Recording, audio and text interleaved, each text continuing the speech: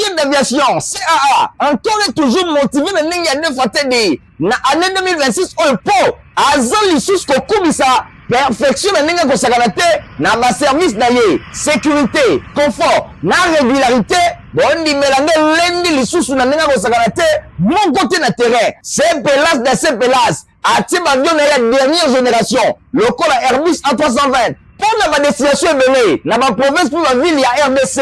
Bongo Sénaté, na 2026 Oyo, CAA, a conquis 34 ans mon coca, na service et ma client na ye. Ah, CAA, mon CPLC.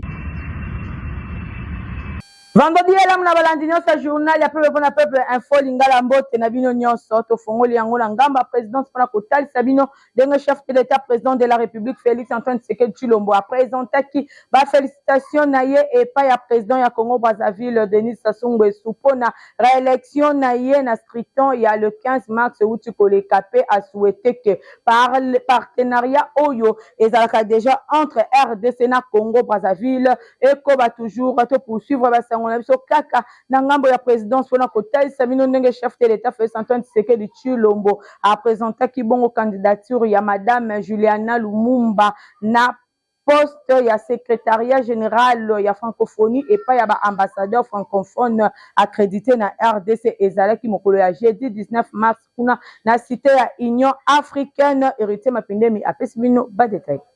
Chef de l'État Félix Antoine Tshisekedi Tshilombo ayambaki mokolo ya jeudi 19 mars 2026 ambassadeur ya francophonie oyo bazali accrédité na République démocratique du Congo. Bosimba pe boyebake ezalaki na cité ya Union africaine epai wapi chef de l'État Félix Antoine Tshisekedi Tshilombo apresentaki madame Juliana Amato Lumumba oyo azali fille ya héros national Patrice Emery Lumumba. Chef de l'État apresentaki ye na ambassadeur ya pays francophone oyo bazali awa na ville ya Kinshasa capitale ya République démocratique du Congo. Na déclaration na ye chef de l'État atalisaki ke République démocratique du Congo alingi a dirigé secrétariat général ya francophonie. Madame Juliana Lumumba a servi l'État na biso na qualité ya vice-ministre ya culture pe ya information. Pelisusu azalaka ministre ya culture epai wapi a se distingaka na attachement na ye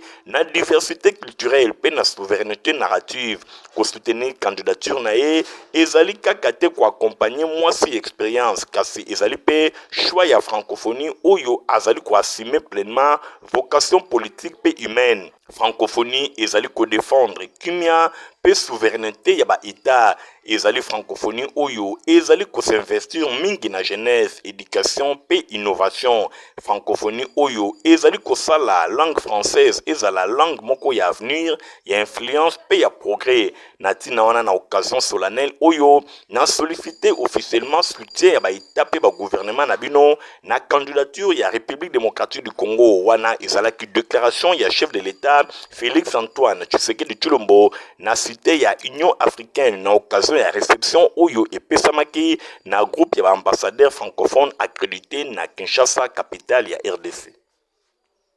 Toko ba sangola biso na ngambo ya chambre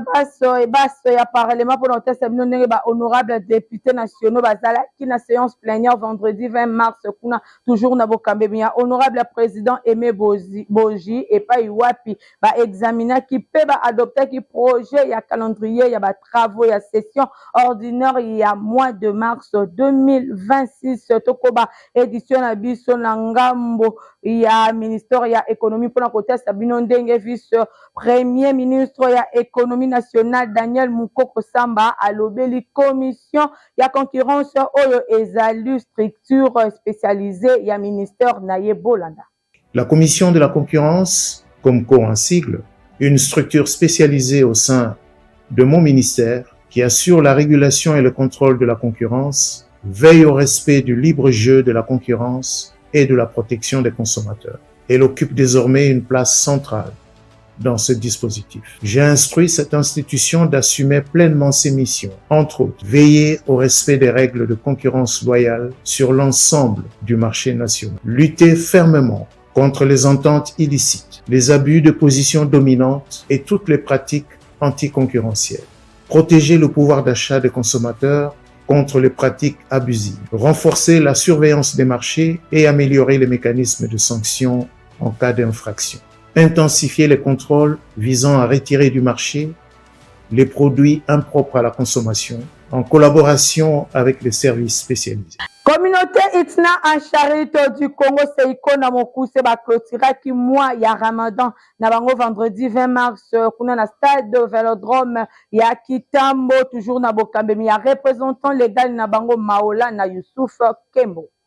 Pendant un mois, ba musulma ya mokili mobimba bazalaki na période ya mabondeli oyo babengi yango sanzo ya Ramadan ndenge mokope na ba musulma ya communauté Itna en charité du Congo Seiko na mokuse bango pe bazalaki na mabondeli de mokolo ya vendredi 20 mars ezalaki suka ya likambo ndenge balobaka sombele suka ya bisanga ezalaki na stade Vélodrome kuna na commune ya Kitambo epai wapi bandeko nyonso ya musulman ya Seiko basanganaki mpona koclôturer moment kitoko oyo nyonso ebandaki na ba prière ya kafukafu oyo esalemaki epai na ye moko représentant légal son éminence Maola na Youssouf Kembo epai wapi babondelaki makasi bongo na sima ezalaki ngala ya prédication toujours elongo na représentant légal oyo a explikaki tina ya Ramadan oyo suka na yango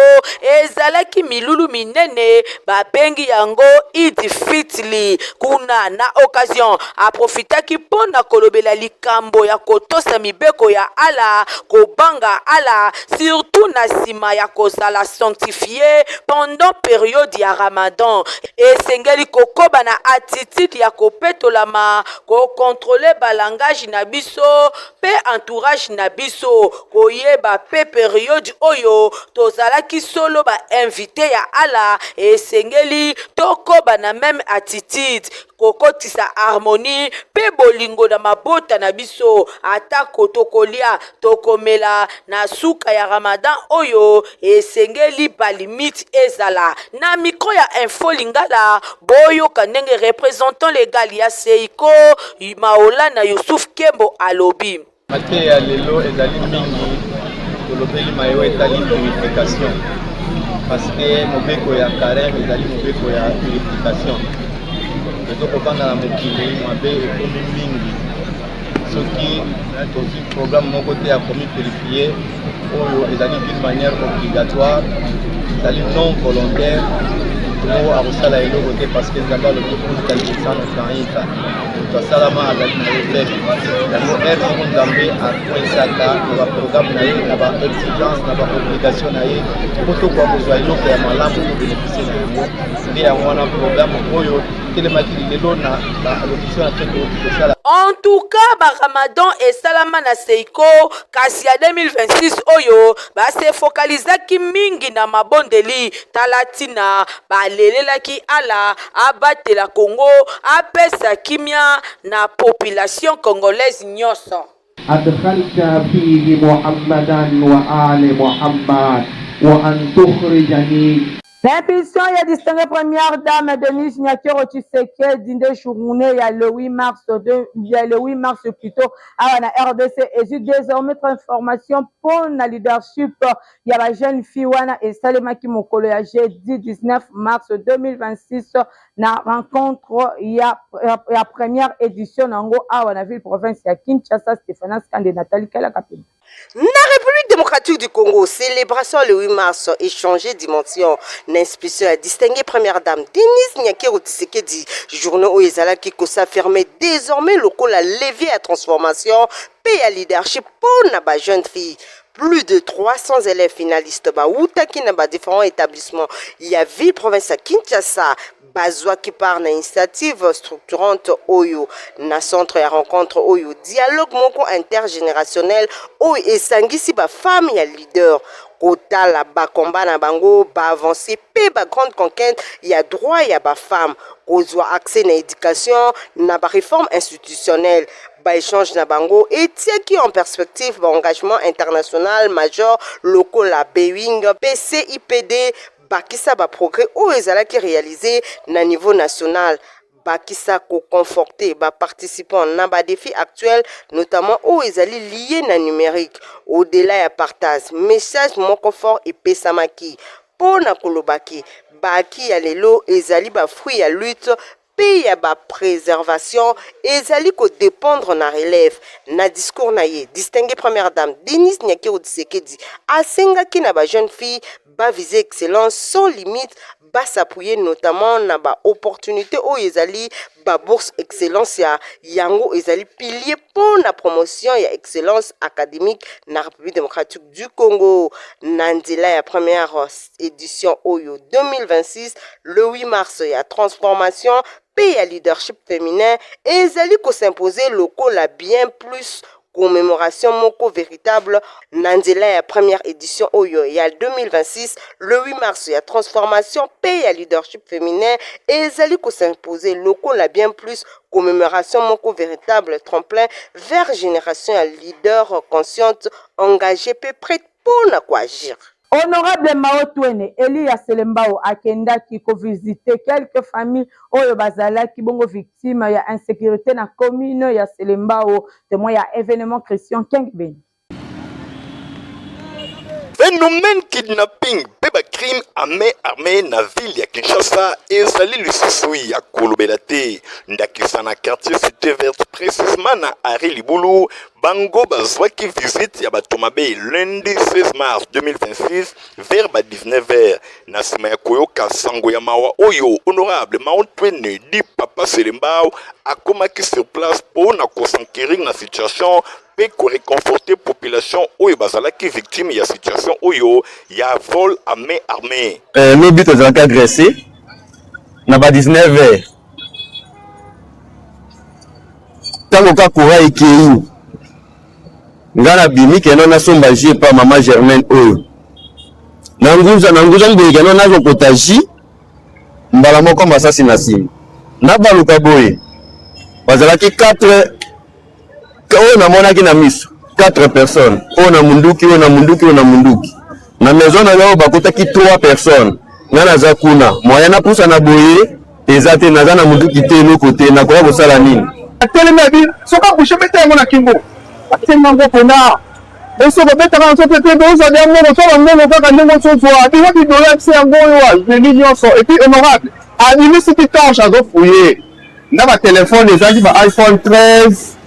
ba téléphone mususu a récupéré azofouye nyonso amemapena nyonso ye moko kolongwa wana eli ya commune ya Selembao Mao Twene Papa Selembao du les responsables andima mukumba ya population ya commune na ye arondaki visite na famille moko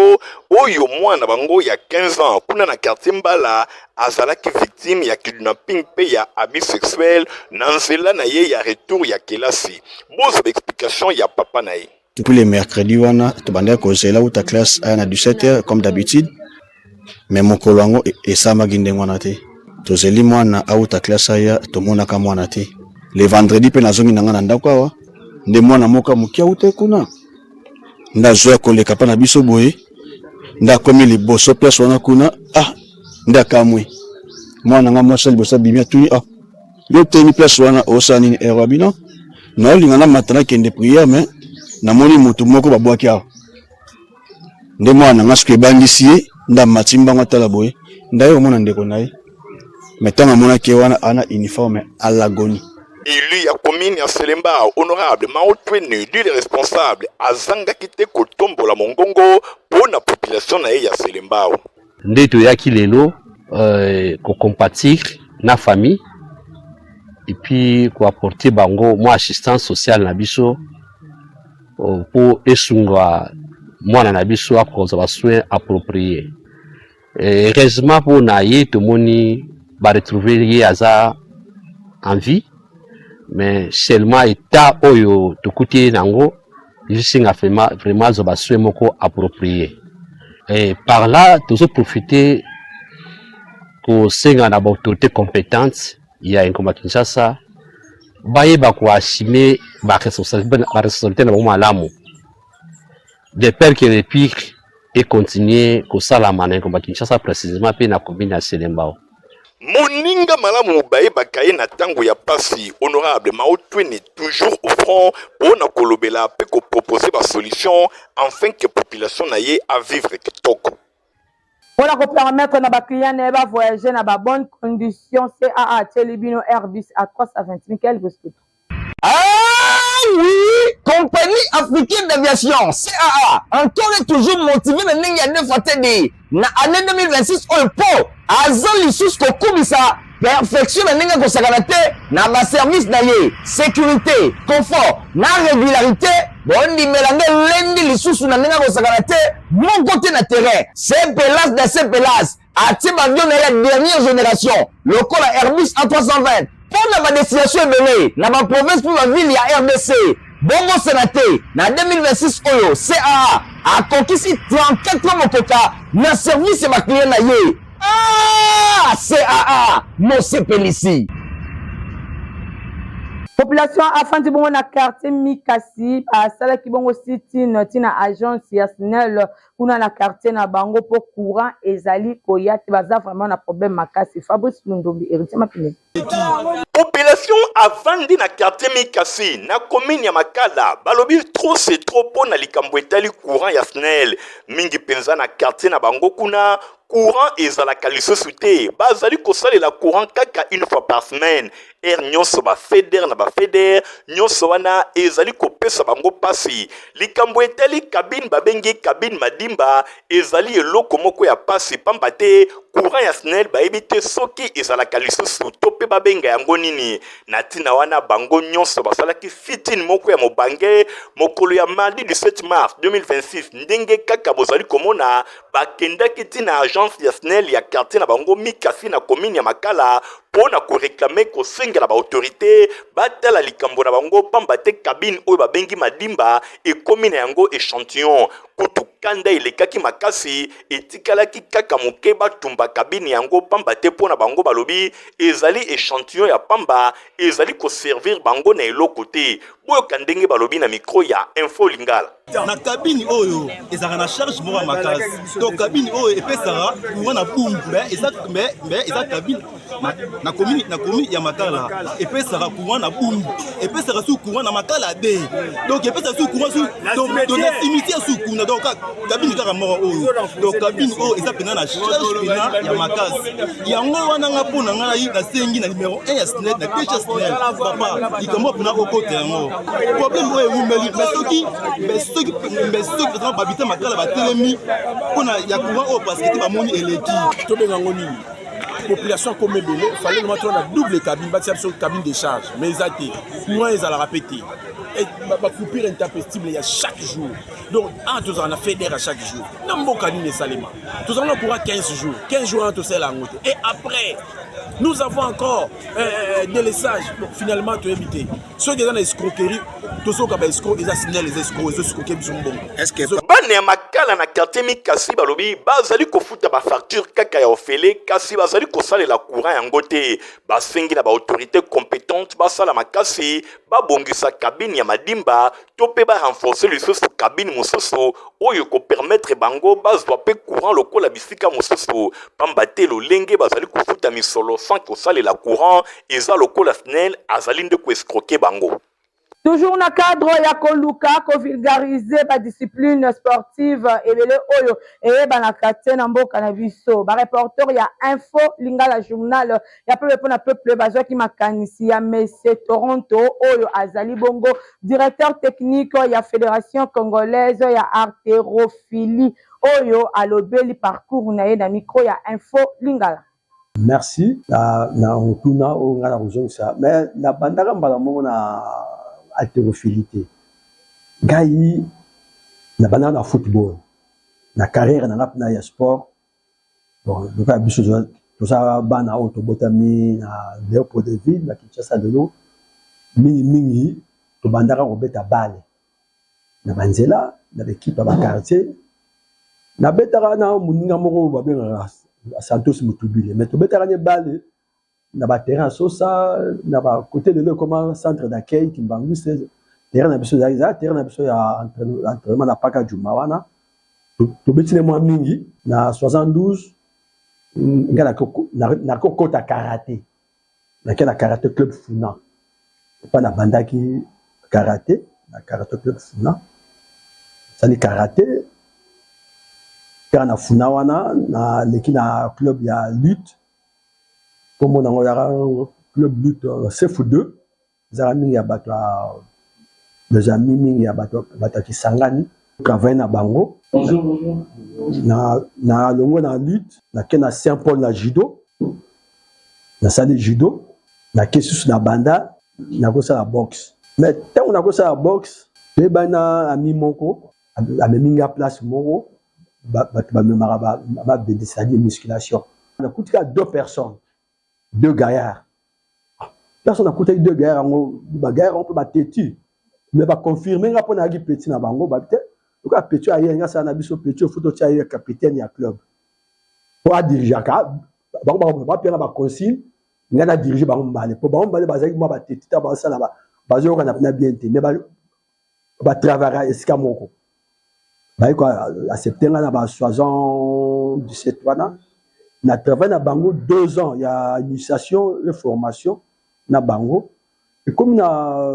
79 habité et tu donc travail na batu babani ko ya ba Holanda nini pas ça na biso ba pesinga ba bende nyoso o pas toujours ça là ba binanga zango kumbango pa na bino fédération na biso oyo ezali fédération congolaise d'haltérophilie tout physique ezali mukolo ya ba fédération moi mingi na Congo. La fédération a créé en 1963. Grâce à Yango, basala comité olympique congolais.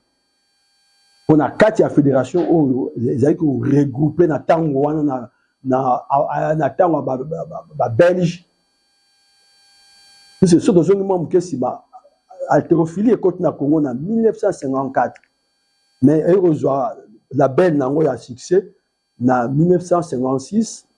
na vie de siècle na 59 avec décanteur tant que Brazza Zongi et Zui avant Nango na 63 ba ko kabola ba discipline zaki na kati Nango ba kabola comme ba fédération et comme lelo comité olympique c'est-à-dire quoi ba te belé ba au ça na bango sport mais aye baraté qui est fédération Zali. Fédération Abisso depuis 1963 avec le feu maître décanteur Bavois, il est des fondateurs, il est initiateur. Le nom du club à fitness est comme belé, mais l'entraîneur, bien les professeurs, bien les moniteurs ne sont pas qualifiés. Ils ne sont pas qualifiés. Bon, ils appellent ma BT, mais bazo sala yango, tant bazo ko joue ba mikanda. Bazo ko tunate ke sport o sala to fungola. Est-ce que na Kinshasa fédération o ce qui para nango ezali? Tam super na ba bureau wana ba ye ba répéter que fédération o qui para ba makambo ezali. Fédération ezali, tant fungola sala na yo, luka fédération. Jusqu'à présent la fédération to qualifier kaka to qualifier entraîneur na basal wana au moins Potifa peto kolemba kolobate eza potukoto kitoko ozala mukolo ozala mwana muke bino nyonso bo melango sans problème. Potifa encore et toujours oyo mama bituna tuna ayeba kateti rero apesa mwana ye bire ebe na santé kitoko boyo olesaka ye nini aliaka Potifa soka ba mama nyonso batimbe ya Potifa potopoto kitoko mpona ba bébé pro mama ye soma ye mwana na ngai depuis abanda kolia akoli boye aliaka kaka Potifa protéine vitamine énergie azama yele na classe abelaka te alimbaka te ba mama félicitations na bokoneli bana Potifa facile à digérer et nourrissant ezana protéine vitamine et énergie. Bébé nayo kitoko ninyo esaka baba ingakango santé kitoko nzoto makasi matemi disa mama letsa mwana sukana mbimbi oye sukana mbimbi Potifa Maître Sat atindeli biso prévision oyo ezali consacré na ba variable agroclimatique pour na saison agricole ya 2026 pour na mois ya mars, avril,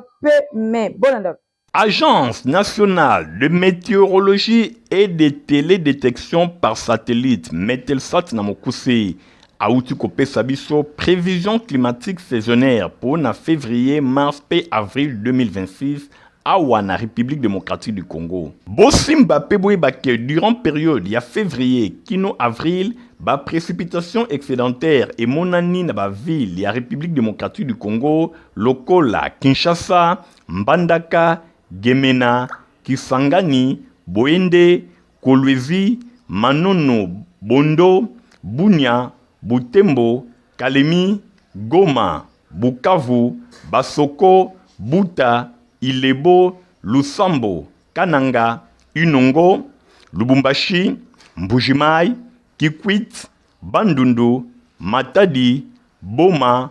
Mwanda,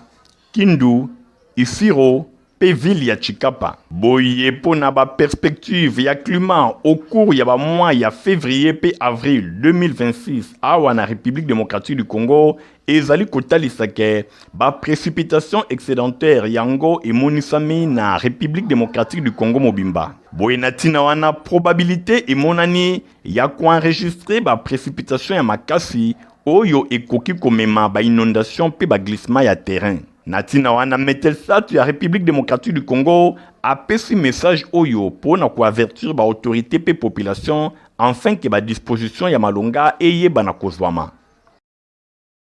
Tozana communiqué écologique moko awa bolanda lecture nango. Complexe scolaire Mama Pemba ya visionnaire honorable Nerombungu bazana mawa ya kwebisa na bandeko baninga pe baibena bango nyonso liwa ya Robert Masiala oyo azalaki chef du personnel ya complexe scolaire Mama Pemba ya kufaki depuis le 8 mars et utikoleka programme ya matanga ezali boyi à partir ya jeudi 19 mars 2026 na ngonga ya 19h veillée mortuaire ezali kosalema na salle de fête ya honorable Nerombungu oyo ezwami na commune ya Kisenso. Ndenge moko pe mokolo ya vendredi 20 mars 2026 veillée mortuaire ezali kosalema epai wapi ba hommage ya ndenge na ndenge ekosalema mokolo ya samedi 21 mars 2026 nde levée ya corps ekosalema na ngonga ya Tongo na hôpital général de référence ya Matete ex Omeko pe exposition ekosalema na complexe scolaire Mama Pemba 1 oyo ezwami na avenue Bantandu numéro 44 na quartier Bikanga na commune ya Kisenso pona ba hommage ya ndenge na ndenge avant inhumation na mausolée Chundi Bioko ya Mingadi de na route Kinshasa Matadi. Na sima ya bokundami ben de consolation ekopesama sur place kuna na concession ya Mingadi na province ya Congo central après enterrement. Ce qui a été communiqué oyo ekomela batu nyonso bayebaka Robert Masiala oyo azalaka chef du personnel na complexe scolaire Mama Pemba.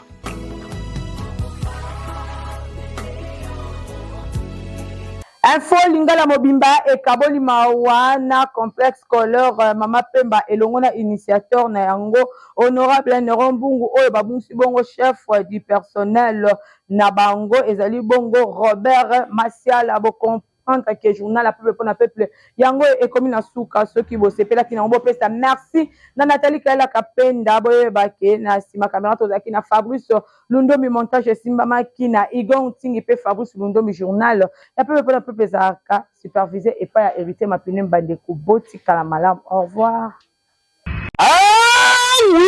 compagnie africaine d'aviation CAA encore et toujours motivé na ndenge ya neuf atedi na année 2026 au po azali lisusu kokubisa perfection na ndenge kosakana te na ba service na ye sécurité confort na régularité bondimela nde lendi lisusu na ndenge kosakana te moko te na terrain CPLAS na CPLAS atie bavion na ya dernière génération lokola Airbus A320 pour na ba destination ebele na ba province pour la ville ya RDC bongo sénaté na 2026 oyo CAA a conquis 34 mokoka na service ya ba client na ye. Ah, CAA, mon CPLC.